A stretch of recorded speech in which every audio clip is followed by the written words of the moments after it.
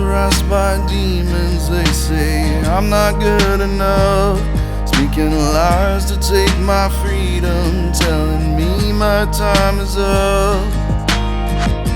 I feel lost like a melody that's looking for a song. Well, hello everybody, and welcome back to Pure Prison. I am so excited to have you with us tonight. I hope everybody's joined us at societyfirst.com so you can know about all the social issues that we are talking about. We have the pleasure of having Shawnta Montgomery in our studio tonight. She is a Bard alumni, and we're going to talk just a little bit about that.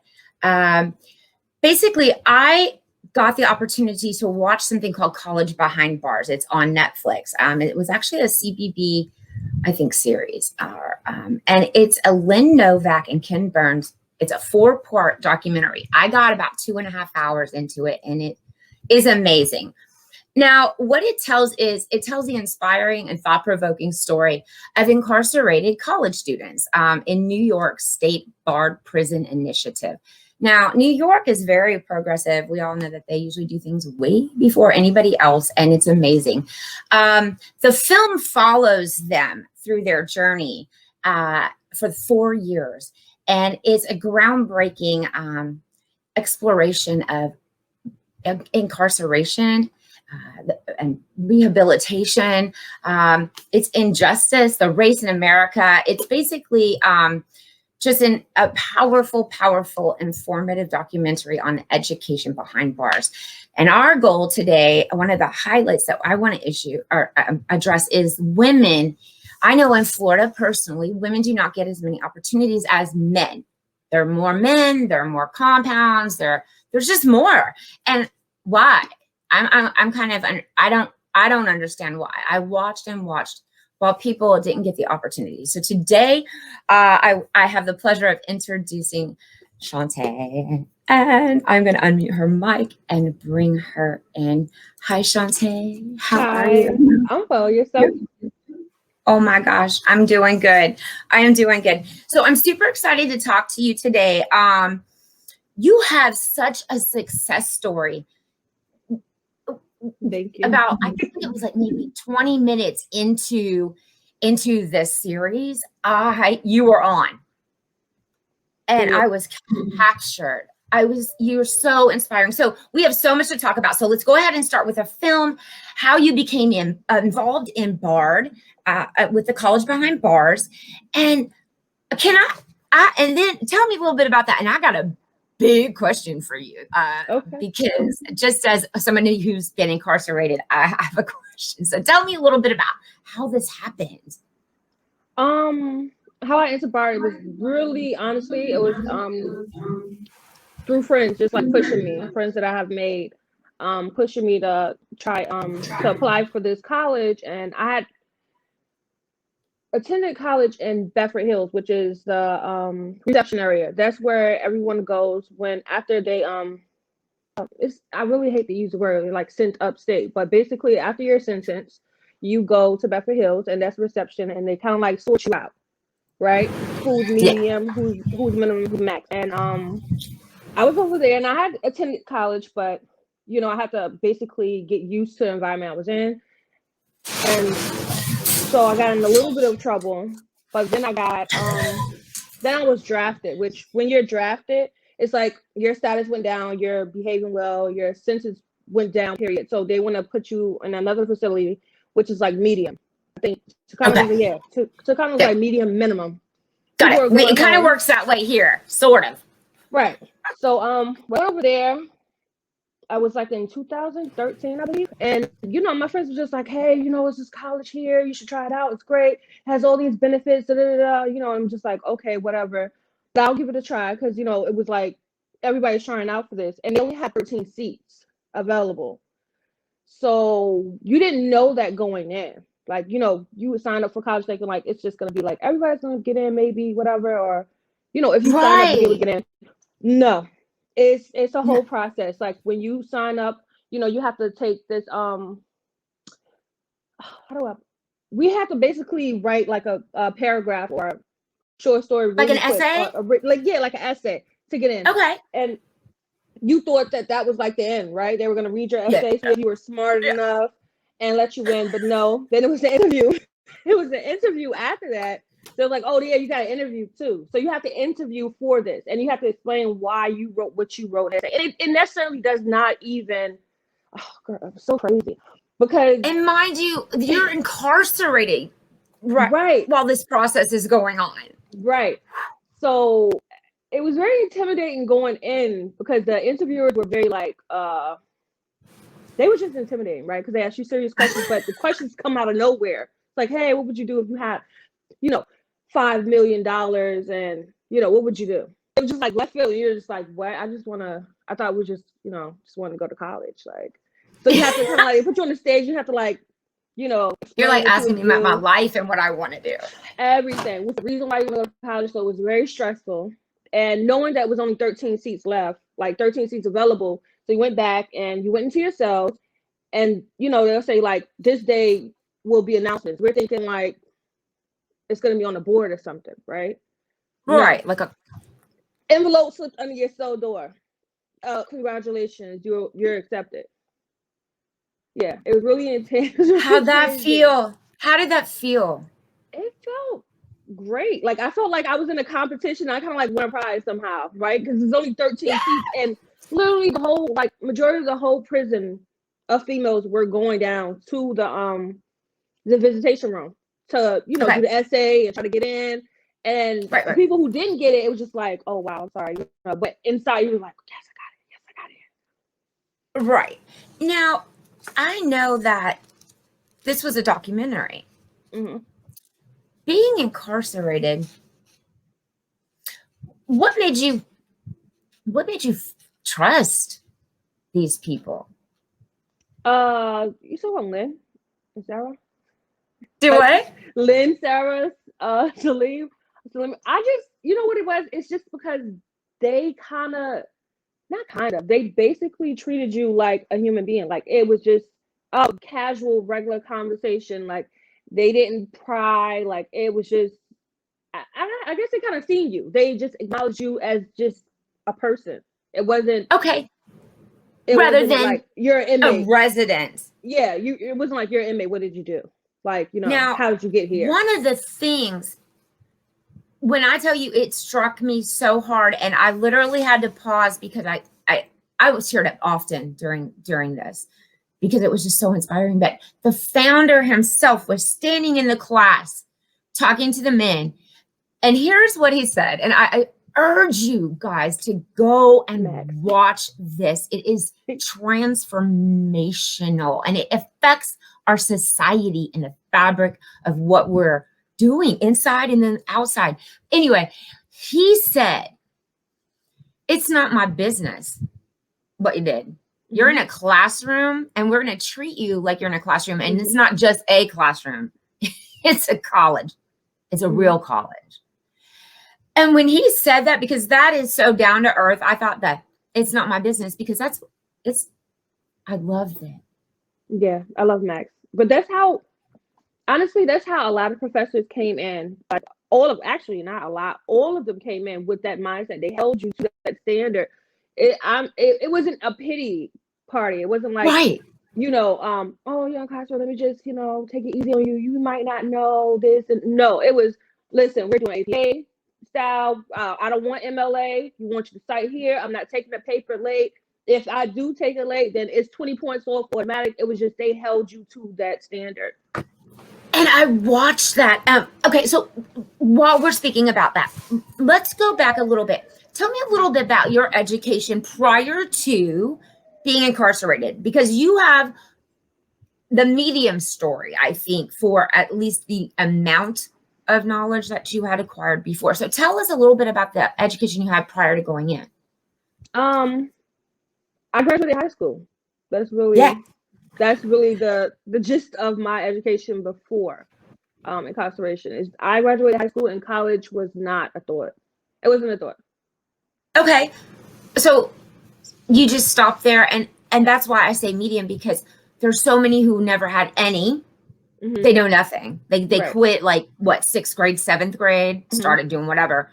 Then there's people who had high school, and then there's the other people who had all that junk, you know. Okay, so with that, and the professors coming in and saying, you're no different than the people at my other class. And mind you, these professors, can you tell us where they also were professors at? Just a couple? Just Honestly, I can't even name. I really don't even remember where they were at. I remember certain professors, but I don't remember where they taught at. You know what I'm saying? Like, they worked at some. I'm pretty sure it was Ivy League, like Ivy League girl. And they walked in there, and that's exactly the one professor he was looking at, and you're like, I think I got it. And he goes, you're going to get a second chance to do this. There's hell. Like, I can remember the professors right off of, you know, little comments or whatever, because that's how passionate they were about, like, they were like serious, and they held you to their standard, and they would work with you too. Like, they would. You have office, we had office hours. They would come in, and, you know, you could just be tutored like what you didn't understand, what you didn't know. But they're telling you, that is awesome, professor. So they held you at the standard like they would hold anybody else. Okay, now, was it easy? Now, I know this was in New York, right? But as a female, was it easy to get vocations or education programs? Where? In while you were incarcerated? Anywhere in this? Okay, so I think people have a misconception of what like vocational programs are in prison, right? Okay. The vocational programs that were offered, like, I can't speak for them now, but when I was there, the only vocation program we had was cosmetology. And yeah, that's it. Yeah. Like, and cosmetology really just covered the basis of you going to a room, right, with hair supplies and curlers, etc., for 3 hours a day. Wow. If that, you know, because you have to lock in. But that was the vocational, like, what is that gonna? And I'm not trying to talk down on, you know, beauticians or nothing, but it's just like everyone, you can't use the same cookie cutter for everybody. Right. No, like, everybody doesn't want to be a beautician. Yeah. Right. Even with that, it was problems with getting certain things in for cosmetology. Like, I think they had just made it so they could get a certificate that at first they told them they couldn't even use it when they got out. You know, it was worthless. So what are we really doing? But doing the thing over and over again, doing repetitive things over and over again. You're not learning anything. Right. And that is the misconception outside. A lot of people believe that the Department of Corrections, they believe there's rehabilitation programs, that there's all these programs and all these vocations, and it's just not the facts. It's not the facts. Right.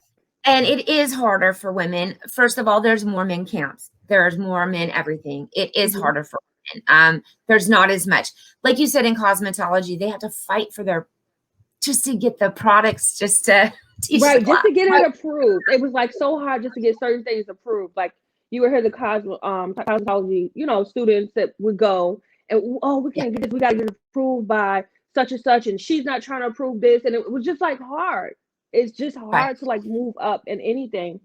But, you know, thankfully I had BART. Like, I'm so happy about that. Now, you said that it was good friends that pushed you in there. It looks, now you guys, I applaud you and commend you, because you got to learn on computers, but it didn't have the internet. When you learned your math, you learned on the chalkboard, because you don't have Hewlett Packards in there. Right. I would just like to add in, we did not have access to computers until like the very end of our degree. I didn't even know that. Yeah, no, we did not have access. But so like trying to fight for things in prison, or things that actually make sense, that, hey, you should have this.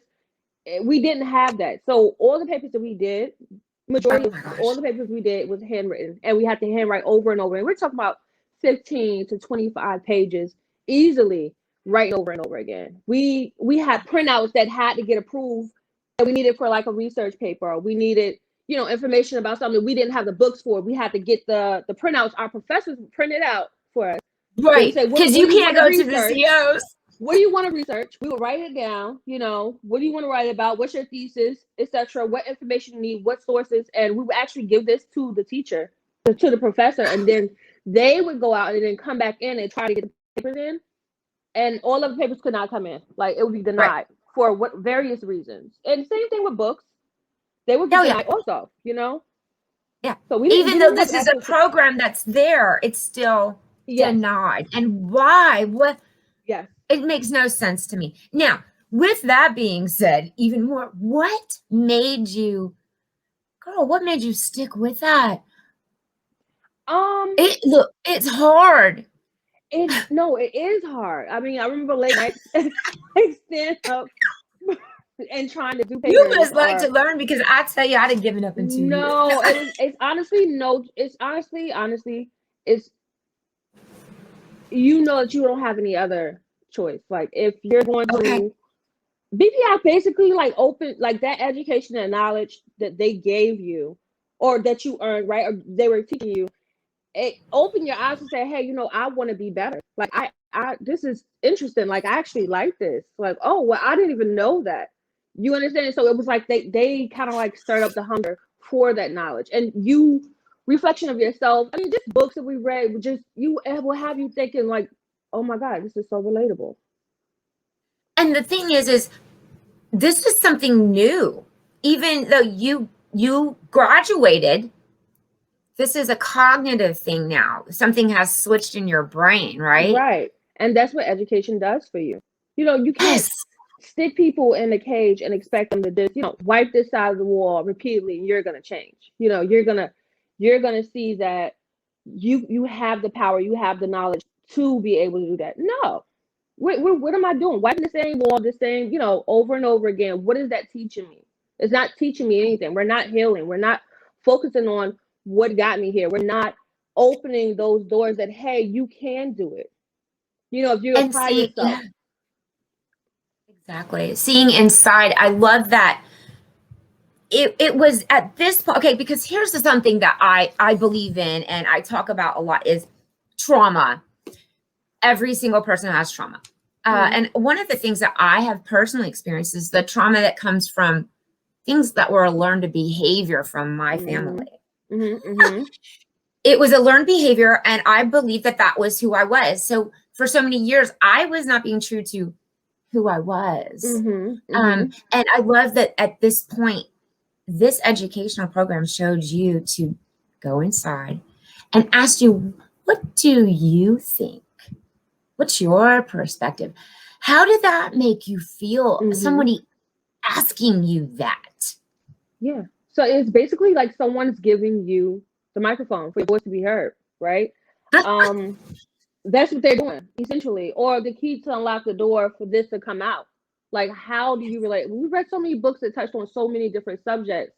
And you could just see the interest in the class, the awakening of everyone, like, just the bond just started. You know, we would argue about points that it would be like social dilemmas, like in the classroom, we just get off topic, but it really total debate opens you up.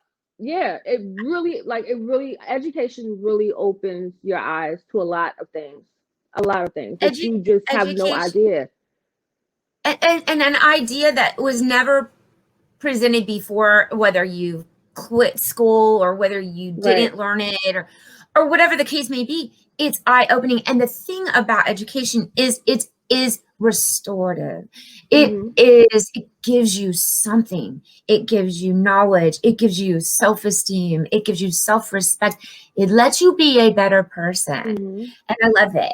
Now you kind of covered, because I was going to ask you what about the other females that up there? What was it called? It was called Taconic. Is that the name of the prison? Taconic Correctional Facility.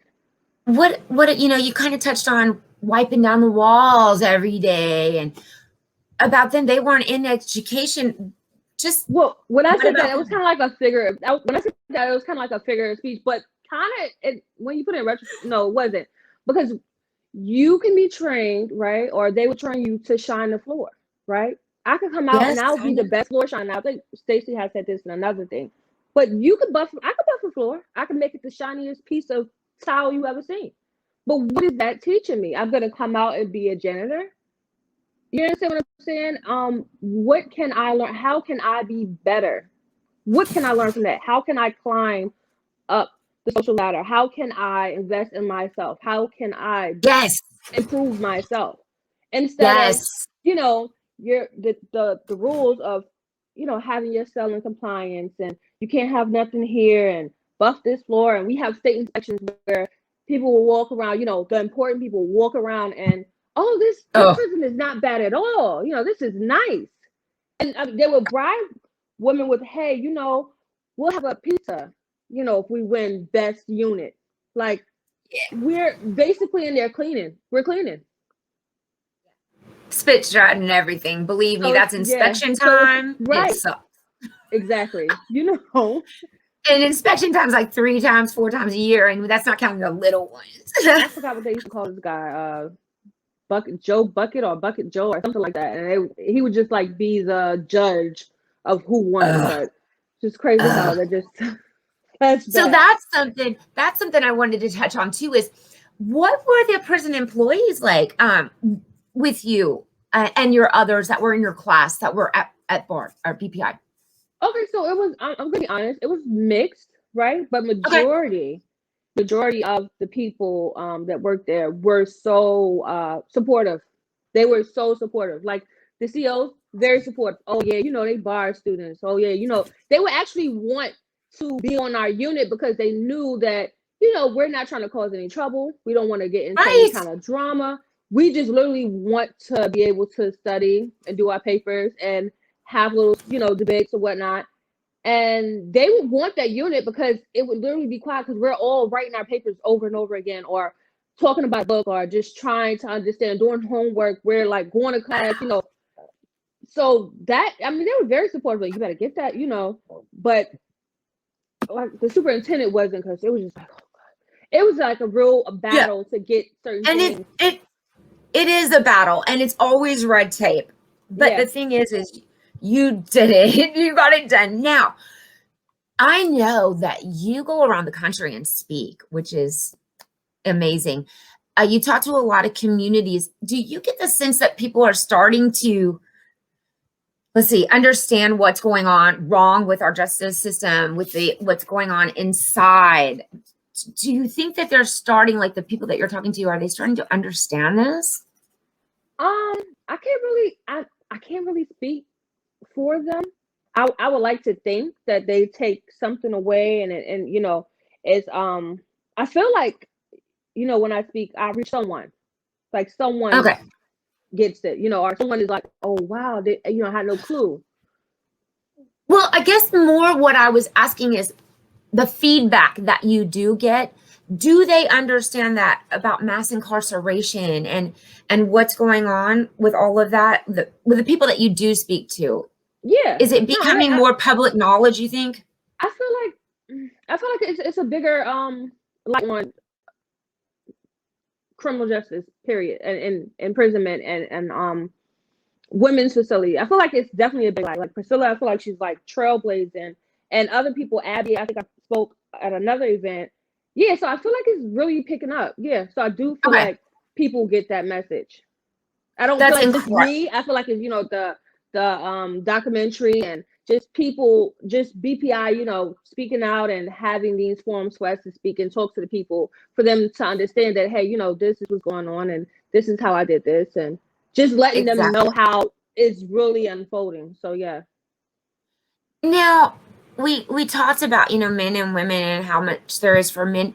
Were there any differences in what BPI offered the men as opposed to what they offered the women? I'm just kind of curious. Was the curriculum this? Okay. Yeah. So, but I can't. Okay. So the men are offered. They can actually receive their bachelor's. When I was in there, I don't know what they can receive now. Maybe they have made more progression, but they could receive their bachelor's. We were more so on associates, and that was it, because they have so many facilities. And I hate to say, like, oh, it's about numbers, because the men have so many other prisons and they have to do this and have to do that. The females literally don't have those options. Like they have, for bar, right? But in Bedford, Okay. they have, I think Marymount Manhattan, college community, something. They have that. And then Albion, I'm not sure what college they have, but it's nothing like bar. Like everything I explained to you, they don't Yeah. have that. What? Yeah, and it's just iconic. I mean, bar was like, I think Hudson Lee had came into Taconic also, and that was another college, but you could you could definitely see like the differences, and even within, like I said, you can only earn an associate's, and I don't mean to say only. I hate that, kind of cringe with that, but you're able to earn an associate's, you know, and I get those it. credits are transferable. That's But it's definitely a big difference, and what in men itself, get that's versus, amazing. But yeah, I mean, but that yeah. even goes down to the prison clothes. Like we get, you know, leftovers. Like men have way more privileges and stuff versus females. Like, yeah. Listen, do you know how many pair of pants I put on that were men pants, and you knew they were men pants? Mhm. You just knew. Right. Okay, so I had to write this one down because as I was watching, I was writing, and now I think that there's a misconception in the film where people believe that education is free. Okay, Mhm. for those who are incarcerated by private colleges. Mhm. Now there was a little scene in there where I think Tamika's mom or somebody said something like, "Don't waste my tax dollars" or something like that. There's something to it. Yeah, so I agree. Yeah. So tell us a little bit about that misconception that people have. I think people think that when you receive when people receive an education in college, right? A college education, I think they have the misconception of, oh, this is actually my tax dollars going into this college, right? But privately owned, no, it's not your tax dollars. This is a group of people, this is an organization that raised the money themselves that then donate to this, right? But Yes. public, so when people say the tax dollars, it's like such a, we could really go broad with this. They think that their tax dollars are really going into college, right? But as I told you, we had two colleges, right? Those are the names. And I'm not sure about Hudson, but we know that Bar was not a public. So your tax dollars is really going into that cosmetology, but really not even going into the college. That's just a little bit of a spillover, really, for the cosmetology. It's really going to warehousing. Like you're paying for us to stay in prison. You're paying for the Yes, you meals, are. the bed, etc. It's not Yes, going to what you think it's going to. exactly. And that is a whole nother show that we will have you back on for, because like you said, we can go broad. I mean, we can Yeah, run you with can it. really get into the nitty gritty of exactly where you think your tax dollars is going, And we versus will. where they're going.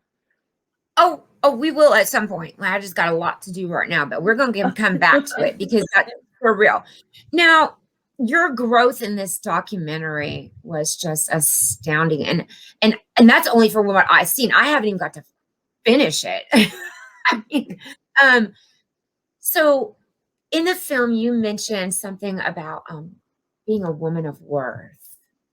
Mm-hmm. Can you describe how BPI and your education helped you be who you are today? Yeah. So I mean, before incarceration, I really had a lot of self-esteem issues. I didn't really. That's probably, you know, it goes into like the predicament I was in, but just I think females in general struggle with that, right? Because of the society we live in. But after basically getting an education, right, learning and reading and discussing and actually getting in tune with myself, it's like, wow, like making A's, you know, like earning those, like, oh, I did that. Like I have an A on this Earning. paper and I stayed up all night and rewrote all these pages. Like I did that speech. I got that kind of power. You understand what I'm saying? Like I did that. It is empowering. Yeah, and you felt Yes. like you couldn't. So I mean, I feel like I couldn't before, but like now it's just like I could do that. You know, like I'm worth that. Like I can do that. And not even do it out here. Girl, you did it in there. Yeah. That What's up now? And I love these kind of stories. Society First, we are for it. It is a program that helps heal and restore. We are for it. We will help you. You help us. That's how it's supposed to be. Now, I want to talk about. God, I love that empowering. It just makes me feel so good for you because I know I've watched people, I've seen it, and it's a beautiful thing when they become a better person because they were allowed to grow mentally, physically, spiritually, everything. Yeah. Now, after your release, you returned back to Taconic for your graduation. Whoa. How did, can you, not only that, you did a speech. How does that feel? Tell us a little bit about that. Walk us through that. What was your moment when you were parking the car? No. So I will tell you, it was really, honestly, it was terrifying, right? At first. So when you're walking through the gates and, you know, they have to take your ID, you have to walk through metal detectors and all that. And I'm not used to being on this side. Right? Just the very walk up was just like, oh wow. And then I seen the COs and lieutenants and sergeants, and I'm just like, oh God, oh Lord, you know, so scared. And when I got up there, the guy actually like made a joke like, oh yeah, you're back. And I'm just like, you know, yeah, I'm back, but I'm not back for that. You know what I'm saying? And then, but after I walked through all of that, right? But with some of the CEOs, just like, oh my God, you're so beautiful. Oh my God, look at you, I'm so proud of you. You know, you got that kind of praise, which is like the little cringe part. But then you got that kind of praise. But when I got to the yard, I don't know, the yard, that's the recreational place, you guys. We go around, go outside for recreation. But I got to the yard, I was just ecstatic. I was so happy to see my girls. Like, I felt like it's almost at the I felt like I was at home. I was like, I miss you guys. Like, yay, you know. I was just really just because they become our friends. They're our friends. They're our family. I didn't want to leave them. I did not want to leave them. I want to take them all with me. Wasn't that hard? Yeah, that was that's hard. Yeah, that was very hard. That was very hard. And you had the girls out the window shouting, you know, the ones that were at graduation, the ones in lock knew you. Yeah, it's just like it was really, it was just really awesome. And I bet they were so inspired too, because to see that. Yeah. Now tell me about this speech. The theme of it was home, right? Yeah, the theme of it was home. So I mean, basically, the speech was basically telling myself. I guess I was kind of talking to myself, but also talking to the other females. It was their voice, you know, letting them know that home is where you make it. Like it's not something like some people don't, when they get out of prison, they don't really have a stable place to go to, but it's going to be what you make it. You can make yourself a home. If you don't have family to go back to, you can make you one. You understand what I'm saying? You have to just find it and just don't stop. Like it was basically, I just wanted to let the females know that, hey, you know, you can do it. Like home is where you make it. And you know, I love it. It's okay. Oh my gosh, it's okay. Home is where you make it. And, you know, I've met so many different people. I've met lifers who have nothing on their wall because that's how they do their time. Nothing on their wall. It's about business. And then there's people who have, if you're in the kind of prison that you can do this, they have, you have stuff and that's how you do your time. And those people, I think I was one of those who put my pictures away. I didn't want to think about it. That's how I do my time. I got a good job and I worked every day. That's what I did. But in my mind, that was my home at the moment. That's where I lived. That's where I lived. I made family there. It becomes home. Yeah, absolutely. Yeah. I applaud you. Oh my gosh, you're courageous. You're inspiring. I adored you. I adored you. And Pricilla, she hooked us up. It was awesome. When I tell you, she gave me the little lead in on a little bit about you, and she gave me, and I said, I can't wait to meet her. I'm going to meet you in person. And I say that to a lot of people. I know that we're going to definitely meet. I I am here for you. Society First is here for you, along with Pure Prison Media. Thank you for giving back. Thank you for going back and speaking. Thank you for telling our communities. We love what you're doing. And it was a pleasure to have you here today. I appreciate that. Thank you for letting me be here. Absolutely. I cannot wait. I know that we are going to do like a part 2. I think this is going to be a 4-parter. So I'm going to have you back in the studio soon. Okay. Okay. No problem. I'll be there. Thank you very much. It's been a pleasure. Thank you so much. We'll see you soon. You guys, it was so inspiring to speak to her just now. I was touched. This is everything that, along with one part of everything that we believe in. Check us out, Society First. The documentary on Netflix is amazing. It is long, but it is informative. I urge all of you to watch it. Check it out. The information will be in a link below. Like and subscribe, you guys.